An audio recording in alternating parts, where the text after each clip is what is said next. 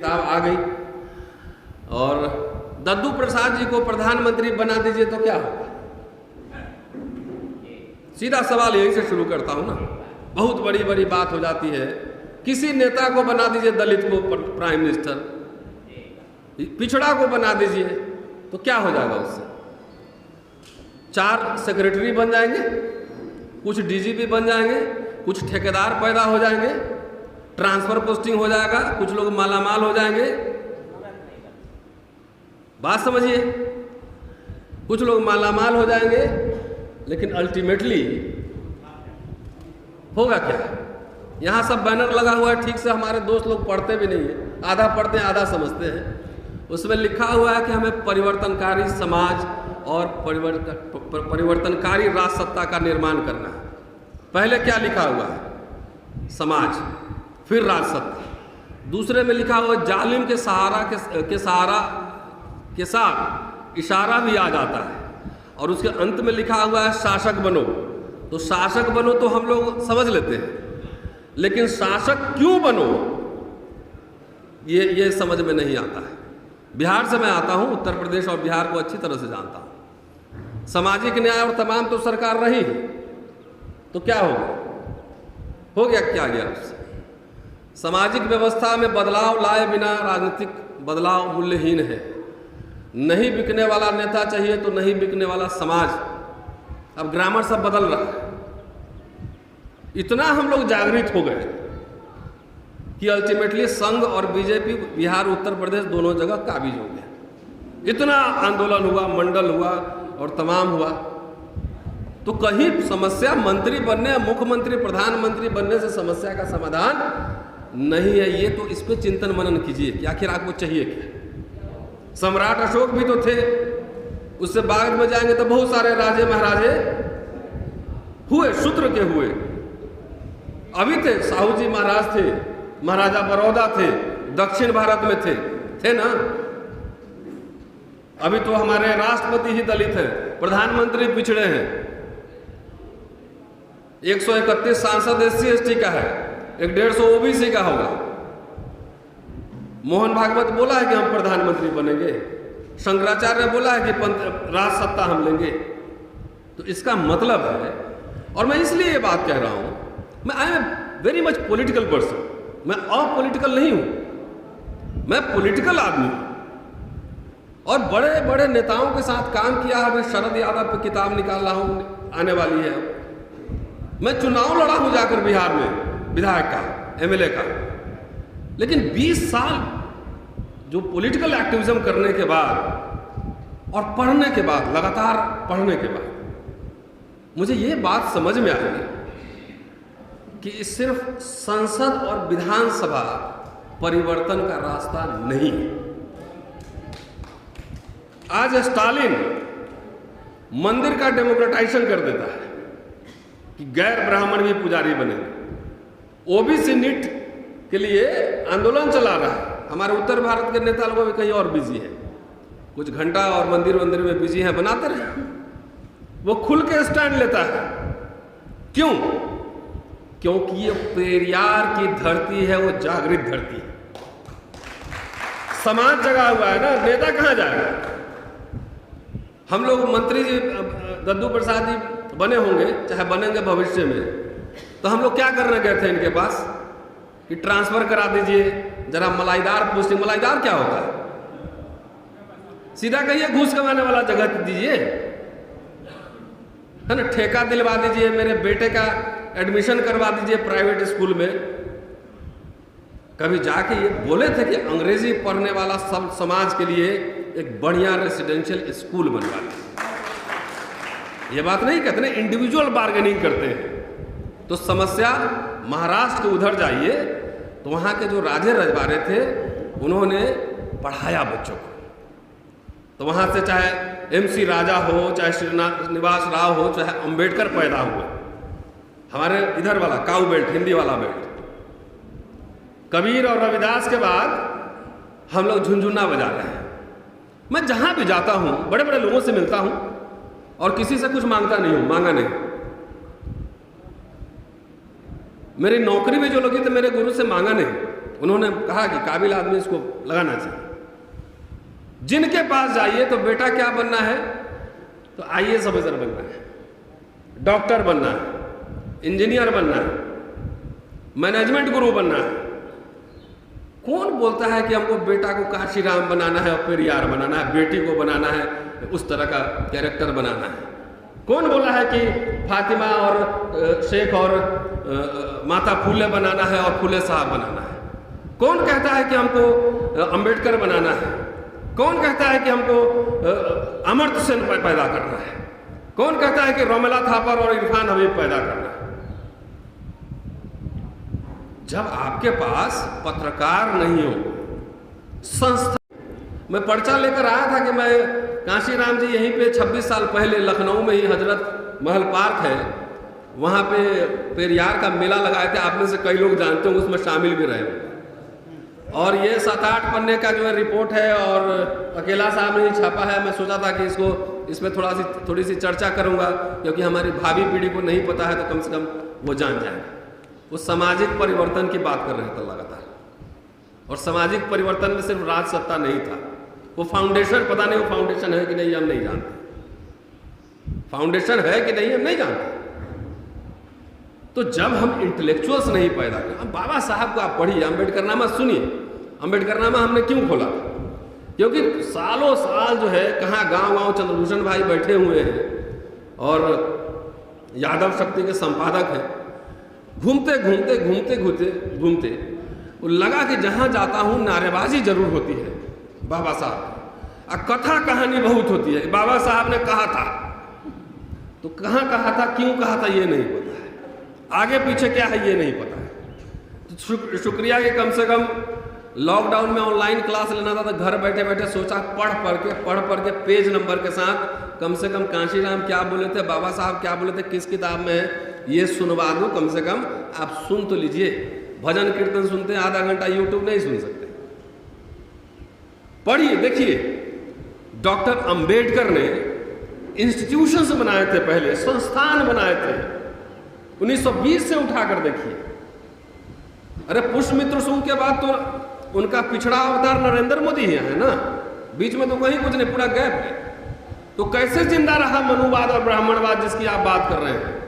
वो जिंदा रहा संस्थाओं के माध्यम से, मठ में, मंदिर में, वहीं पढ़ाई हुई, वहीं वीणा और तमाम सिखाए गए, नृत्य सिखाए गए, म्यूजिक सिखाए गए, संस्कृति को जिंदा रखा।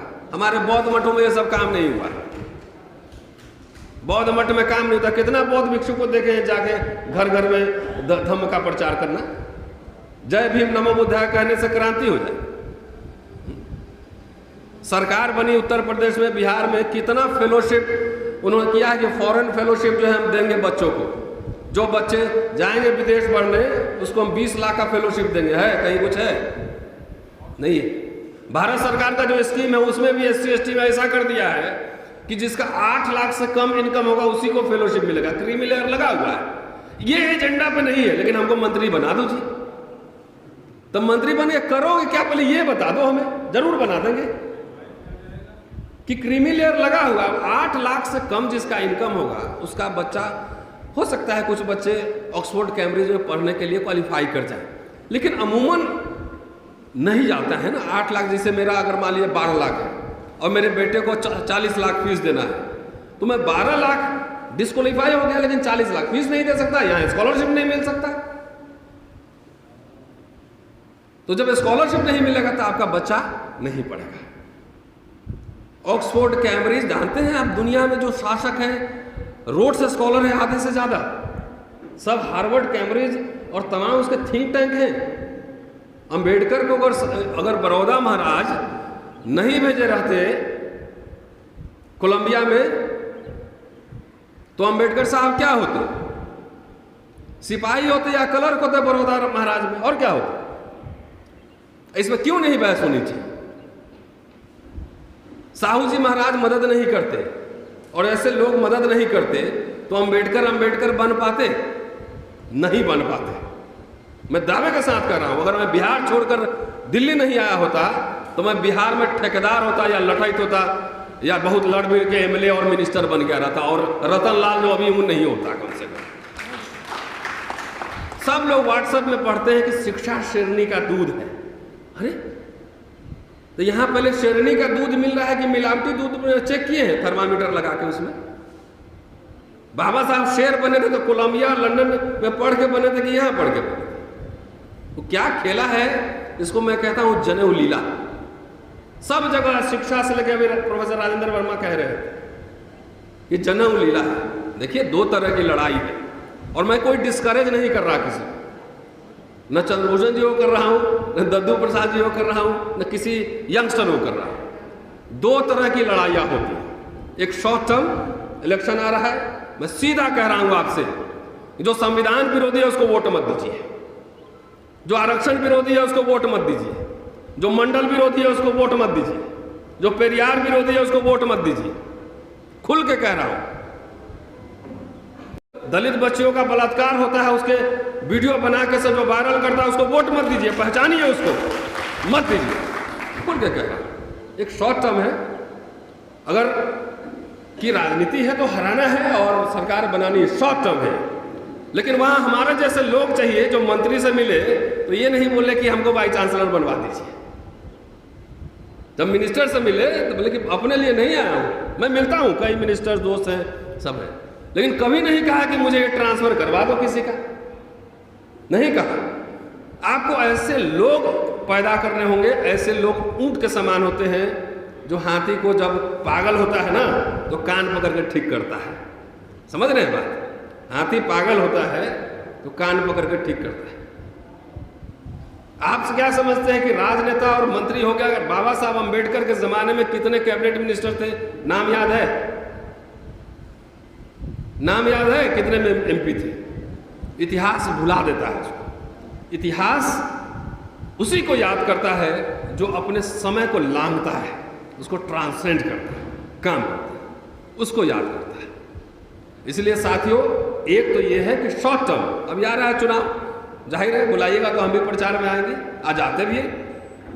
एक लॉन्ग टर्म है जिसमें आने वाली पीढ़ी को बौद्धिक रूप से तैयार करना है, संस्थाएं बनानी है, स्कूल कॉलेज लाइब्रेरी बनाने हैं, यूनिवर्सिटी बनाने हैं, ये काम है। आप देखिए 1920 से 1956 तक अगर आप पढ़ेंगे बाबा साहब को तो कितने अखबार और printing house, Bhushan printing house, कितने अखबार निकाले, पीपुल्स एजुकेशन सोसाइटी बनाया, महाबोधि सोसाइटी बनाया, लंदन गोलमेज सम्मेलन में गए तो राजा महाराजों से 1340 पाउंड चंदा भी मांग के लाए, उनके खिलाफ भाषण भी कर रहे थे और चंदा भी मांग के लाए कि हमको डिप्रेस क्लास इंस्टीट्यूट बनाना है। 2-2 रुपया चंदा मांगे, 8 आने चंदा मांगे। कल ही के वीडियो में जाकर देख लीजिए कि साल में 8 आना चंदा दीजिए, हमें अपने लिए नहीं मांग रहा हूं। ये हंसुआ की तरह मत बनिए। हंसुआ समझते हैं, हंसिया, जब धान काटते हैं ना, गेहूं काटते हैं तो हर समय अपने इधर आता है, दूसरे की तरफ नहीं जाता है ना। तो हम लोग 70 साल में, आप सोचिए कि बाबा साहब अंग्रेजों के ज़माने में 3 लाख रुपए का इंतजाम करें कि, बता दीजिएगा दद्दू प्रसाद जी, कि दलित बच्चों को भेजना है लंदन। बहुत सारे बच्चे गए, मैंने पढ़ा, एक बार 19 बच्चे गए थे और कुछ, और वो जाके कुछ आए कुछ नहीं आए, हम नहीं जानते। तो लोग कहते हैं कि सब गद्दे में घुस गया। हाँ भाई, घुसेगा ही। अगर गद्दे में घुस गया, आप एक एग्जाम फेल हो जाते हैं तो दूसरा एग्जाम नहीं देते हैं। IAS का एग्जाम देते हैं, एक बार फेल होते हैं, दूसरी बार नहीं देते हैं। तो जब वो घुस गया तो इसका मतलब क्या है? बच्ची के साथ बलात्कार हो रहा है तो बच्चियां पैदा नहीं होंगी, होंगी कि नहीं होंगी? तो इसका मतलब समाज पिछले 70 साल में एक अंबेडकर पैदा नहीं किया, एक को कोलंबिया नहीं भेजा, एक को हार्वर्ड नहीं भेजा। आप समझ रहे हैं, मंत्री बनने से आपकी समस्या का समाधान होगा। एक आर्टिकल जब ऑक्सफोर्ड में लिखे जाते हैं ना तो बहुत सारे सरकारें पॉलिसी में उसको शामिल करती हैं। अब अम्बेडकर नामा चला रहा हूं, पे बैक टू द सोसाइटी कर रहा हूं, चंदा नहीं लिया, दोस्त लोग कुछ मदद कर देते हैं समय समय पर, उसे खर्चे होते हैं, लेकिन वो PTM और ये सब नहीं मांगा। 1 साल शुरू हुआ है, 1 साल, एक साल में 1,05,000 साथी जुड़े हैं और 1 लाख शुरू होने पर मैंने एक स्कीम निकाली थी। इसी के साथ मैं खत्म करूंगा बात, कि जो साथी बच्चे रिसर्चर जिनके ख्वाब बहुत बड़े हों, IAS मिनिस्टर बनने के लिए नहीं, जिनके ख्वाब ऐसे हो कि जो मरने के बाद भी जिंदा रहे। हमारे लोग तो जीते जी मरने की तैयारी करते हैं और कुछ लोग होते हैं मरने के बाद जिंदा रहने की तैयारी करते हैं। वो अगर रिसर्च करना चाहता है, काम करना चाहता है, आए अम्बेडकरनामा के रिसर्च टीम में शामिल हो, उसको भाषण दिलाना सिखलाएंगे, उसको कैमरा पे कैसे बोलना है सिखलाएंगे, कैसे रिसर्च करते हैं, फुटनोट कैसे डालते हैं, पेज कैसे डालते हैं, ये सिखलाएंगे, उसको कैमरा पर बुलवाएंगे और जब उसका विदेश में एडमिशन हो जाएगा तो अम्बेडकरनामा उसके लिए फेलोशिप इंतजाम करेगा, समाज से पैसा इकट्ठा करके विदेश का फीस देगा। और ये बात मैं हवा में नहीं कह रहा, हवा में नहीं कह रहा, मैं अपने लिए नहीं मांगूंगा, लेकिन बच्चों के लिए जरूर मांगूंगा, समाज के लिए जरूर मांगूंगा। और ये बात सुनिए, हमारे साथ राजा चौधरी यहाँ पे हैं। राजा चौधरी पिछड़े समुदाय के, OBC समुदाय के, ये LLB पढ़े हैं दिल्ली विश्वविद्यालय से, हिंदू कॉलेज से ही पढ़े हैं। ये 6 महीना मेरे साथ काम किए रहे। एडमिशन लंदन यूनिवर्सिटी में हो गया है और ये लंदन यूनिवर्सिटी LLM करने जा रहे हैं। सोशल मीडिया के माध्यम से ही अब तक हमने 20 लाख रुपए इनके लिए इकट्ठा किया है। 20 लाख, 4 लाख बाकी है। जितने लोग यहाँ नौकरियों के कर रहे हैं, पैसा वैसा है, जाकर उसमें चेक कीजिए, इनका अकाउंट नंबर दिया हुआ है, थोड़ा थोड़ा कंट्रीब्यूशन कर दीजिए कि 4 लाख पूरा हो, 25 तारीख को इनको हम लंदन भेज दें। ऐसे मुझे 100 लोग तैयार करने हैं, 90 भाग भी जाएगा तो अब तो सोशल मीडिया का जमाना है, भाग के जाओ कहाँ, पकड़ ही लेंगे, ट्विटर पे पकड़ लेंगे, फेसबुक पे पकड़ लेंगे। लेकिन 10 भी अगर काम के मिलेंगे तो हमारा काम आसान हो जाएगा, काम आसान हो। और मैंने इसलिए भी कहा, मेंशन किया है कि पिछड़े समुदाय के हैं, कि ज्यादातर लोगों ने जो कंट्रीब्यूशन किया है वो शेड्यूल कास्ट कम्युनिटी के हैं। ज्यादातर लोग कह रहा हूँ, सब नहीं, हमारे पिछड़े समुदाय के कई साथी हैं, उन्होंने कंट्रीब्यूशन किया है।